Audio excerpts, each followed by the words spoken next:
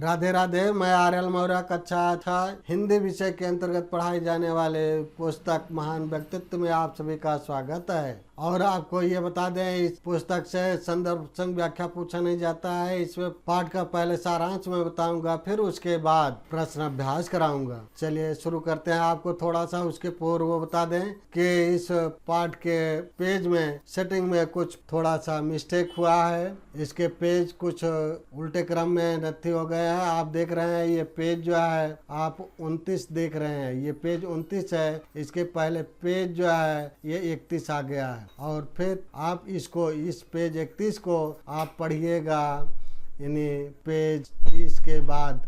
चलिए हम यहीं शुरू कर देते हैं, आपको यहीं से दिखाना शुरू कर देते हैं। आप इसे जानते रहिएगा कि किस प्रकार से है। तो चलिए आप पाठ का सारांश बताना शुरू करते हैं। पाठ का सारांश, आयु संबंधी ज्ञान। वेद, देखिए वेद का अर्थ ज्ञान होता है। आयु संबंधी ज्ञान यानी वेद को आयुर्वेद कहते हैं। आयुर्वेद संबंधी सिद्धांतों का संकलन ऋषियों द्वारा संहिताओं में हुआ है। सुश्रुत संहिता, शल्य तंत्र प्रधान तथा चरक संहिता काय चिकित्सा प्रधान ग्रंथ है। सुश्रुत संहिता, शल्य तंत्र प्रधान तथा चरक संहिता काय चिकित्सा प्रधान ग्रंथ है। इसके लेखक सुश्रुत और चरक हैं। सुश्रुत 600 वर्ष ईसा पूर्व में जन्मे। सुश्रुत आज भी प्लास्टिक सर्जरी के जनक माने जाते हैं। इन्होंने वैद्यक और शल्य चिकित्सा का ज्ञान वाराणसी में दियोदास धनवंतर के आश्रम में प्राप्त किया। ये मूत्र नलिका से पत्थर निकालने, टूटी हड्डी को जोड़ने और मोतियाबिंद की शल्य चिकित्सा में दक्ष थे। ऑपरेशन से पहले कीटाणु मारने के लिए उपकरण गर्म करना और बीमार को नशीला द्रव्य पिलाना आज भी मान्य है। सुश्रुत ने अपने शिष्यों से कहा था, अच्छा वैद्य वही है जो सिद्धांत और अभ्यास दोनों में पारंगत हो। सुश्रुत ने अपनी सुश्रुत संहिता में 101 उपकरणों की सूची दी है। आज भी उनके समान यंत्र वर्तमान चिकित्सा प्रयोग में लाते हैं। चरक के बारे में जाने। चरक ने आयुर्वेद चिकित्सा के क्षेत्र में शरीर विज्ञान, निदान शास्त्र और भ्रूण विज्ञान पर चरक संहिता लिखी, जो आज भी चिकित्सा जगत में सम्मानित है। ये संभवतः नाग वंश में पैदा हुए और पश्चिमी उत्तर प्रदेश के रहने वाले थे। चरक पहले चिकित्सक थे जिन्होंने पाचन प्रक्रिया और शरीर प्रतिरक्षा की अवधारणा दी। इनके अनुसार शरीर में वात, पित्त और कफ के कारण दोष उत्पन्न हो जाता है। इन्होंने स्पष्ट किया कि एक शरीर दूसरे से भिन्न होता है। शरीर के 3 दोष असंतुलित होने से बीमारी पैदा हो जाती है।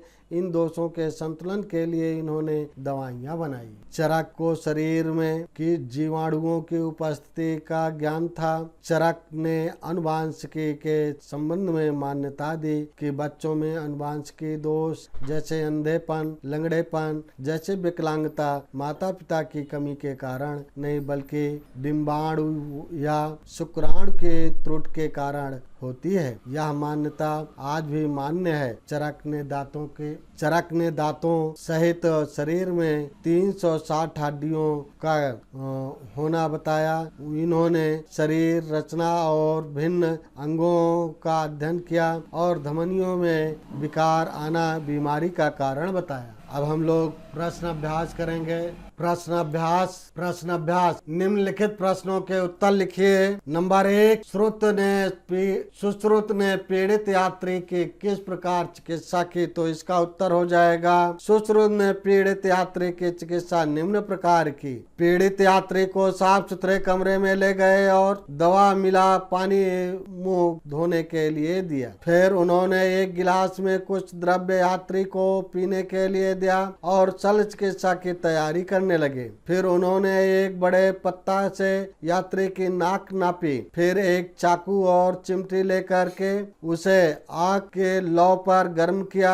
उसी गर्म चाकू से उन्होंने यात्री के गाल से कुछ मांस काटा। इसके बाद गाल पर पट्टी बांधकर बड़ी सावधानी से यात्री की नाक में 2 नलिकाएं डाली। गाल से कटा हुआ मांस और दवाइयां नाक पर लगाकर उसे पुनः आकार दे दिया। फिर नाक पर मुगची व लाल चंदन का महीन बुरादा छिड़क कर हल्दी का रस लगा दिया और पट्टी बांध दी। अब अगला प्रश्न है नंबर 2, सुश्रुत किस प्रकार की शल्य चिकित्सा में दक्ष थे? तो उत्तर हो जाएगा सुश्रुत को प्लास्टिक सर्जरी का जनक माना जाता है। वह मूत्र नलिका से पत्थर निकालने, टूटे हड्डियों को जोड़ने व मोतियाबिंद की शल्य चिकित्सा में दक्ष थे। अब अगला प्रश्न है नंबर 3, सुश्रुत ने अपने शिष्यों से क्या कहा? तो इसका उत्तर हो जाएगा सुश्रुत ने अपने शिष्यों से कहा कि अच्छा वैद्य वही है जो सिद्धांत और अभ्यास दोनों में पारंगत होता है। अब अगला प्रश्न है नंबर 4, आयुर्वेद किसे कहते हैं? तो इसका उत्तर हो जाएगा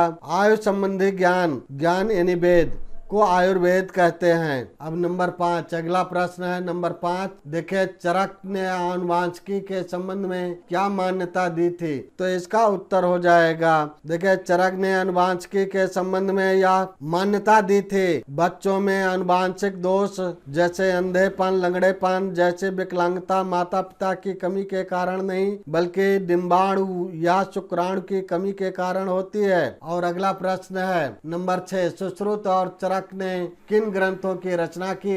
ये किस क्षेत्र में उपयोगी हैं? तो देखिए इसका उत्तर हो जाएगा सुश्रुत ने सुश्रुत संहिता और चरक ने चरक संहिता की रचना की। सुश्रुत संहिता शल्य तंत्र प्रधान और चरक संहिता काय चिकित्सा प्रधान ग्रंथ है। और अगला प्रश्न हो जाएगा अर्थात प्रश्न नंबर 7 है, सुश्रुत को प्लास्टिक सर्जरी का जनक क्यों कहा जाता है? तो इसका उत्तर हो जाएगा देखें आज से 2500 वर्ष पूर्व सुश्रुत ने जो किया था उसी का विकसित रूप आज प्लास्टिक सर्जरी है। अतः सुश्रुत को प्लास्टिक सर्जरी का जनक कहा जाता है। और अब अगला प्रश्न हो जाएगा अर्थात प्रश्न नंबर 8, देखें नीचे लिखे वाक्यों पर सही अथवा गलत का चिन्ह लगाइए। तो देखिए क्या है, देखें सुश्रुत एक सफल राजनीतिज्ञ थे। ये भाई गलत बात है, ये गुड़े का निशान हो जाएगा, गलत कह रहा है। वो एक चिकित्सक थे, यहाँ राजनीतिज्ञ कह रहा है तो यहाँ गुड़े का निशान हो जाएगा। और देखिए खा हो जाएगा, खा दिया गया सुश्रुत को प्लास्टिक सर्जरी का जनक कहा जाता है। तो देखिए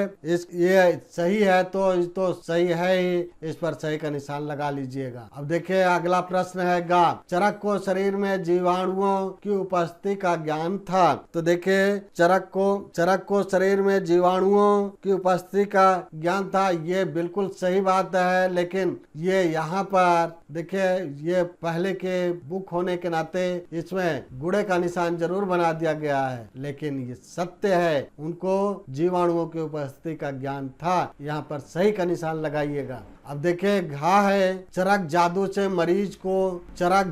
से मरीजों की चिकित्सा किया करते थे, ये गलत है। गलत इसको होना चाहिए था और गलत इसको कर दिया, ये जो है गलत है, इस पर गुड़े का निशान लगाइएगा। अगला प्रश्न है सही विकल्प चुनिए।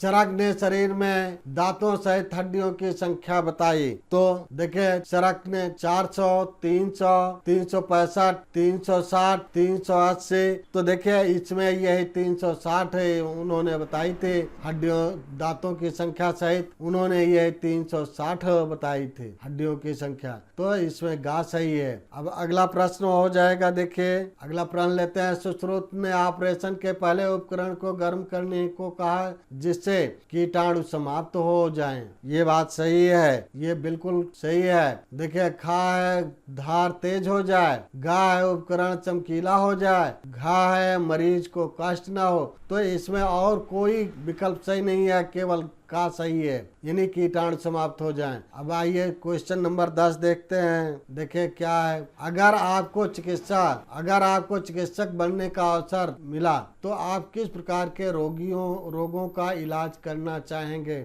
और क्यों? मरीजों के इलाज के समय आप किन किन बातों का ध्यान प्रमुख रूप से रखेंगे? तो इसे आप स्वयं करिएगा कि आप देखिए आप माना डॉक्टर बनना चाहते हैं तो आप किस विभाग के डॉक्टर, किस रोग के डॉक्टर बनना चाहेंगे और आप किन किन बातों का विशेष रूप से इलाज करते समय आप किन किन बातों का ध्यान रखेंगे, आपको ये विशेष रूप से लिखना है।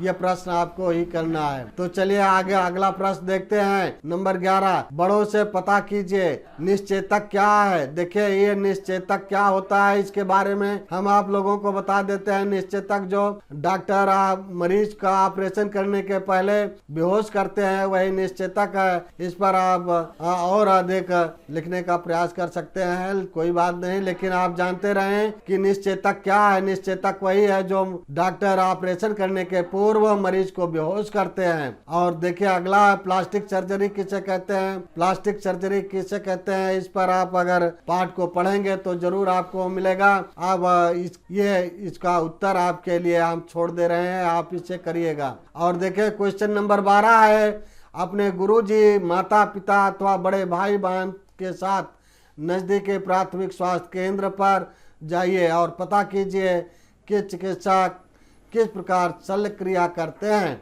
अपने अनुभवों को भी लिखिए। देखिए वैसे आप जाइएगा जरूर अस्पताल, ईश्वर न करे कभी किसी को अस्पताल जाना पड़े। इस समय अस्पताल में मरीजों की संख्या अधिक तेजी से बढ़ रही है और कोरोना कहर भी बढ़ रहा है। कोरोना काल चल रहा है, इसलिए मैं तो ये कहूँगा आप जहाँ भी रहें सुरक्षित रहें, और अगर अस्पताल जाएं निरीक्षण के लिए भी तो बड़ी सावधानी पूर्वक जाएं और कोविड-19 के नियमों का पालन करते हुए जाएं और वहाँ चिकित्सक से परामर्श करें, बातचीत करें, जो भी शल्य क्रिया से संबंधित हो। देखे सभी डॉक्टर आपसे बातचीत करने के लिए तैयार भी नहीं होंगे, क्योंकि इस समय उनकी व्यस्तता भी बहुत अधिक रहती है। देख लीजिएगा जब वो खाली समय में हो उसी समय जाइएगा, नहीं तो आपको निराश होकर के लौटना पड़ेगा। और अब देखिए अगला प्रश्न लेते हैं, प्रश्न नंबर 13, बहुत सारी बीमारियां होने पर हमारी माँ, नानी, दादी घरेलू नुस्खों से ही इलाज कर दिया करती हैं। पता कीजिए और सूची बनाइए कि आपके घर में ऐसी घरेलू दवाइयाँ कौन कौन सी हैं। तो ये आप अपने नानी दादी से घरेलू दवाइयों के बारे में पता कीजिए या अपनी मम्मी से पता कीजिएगा।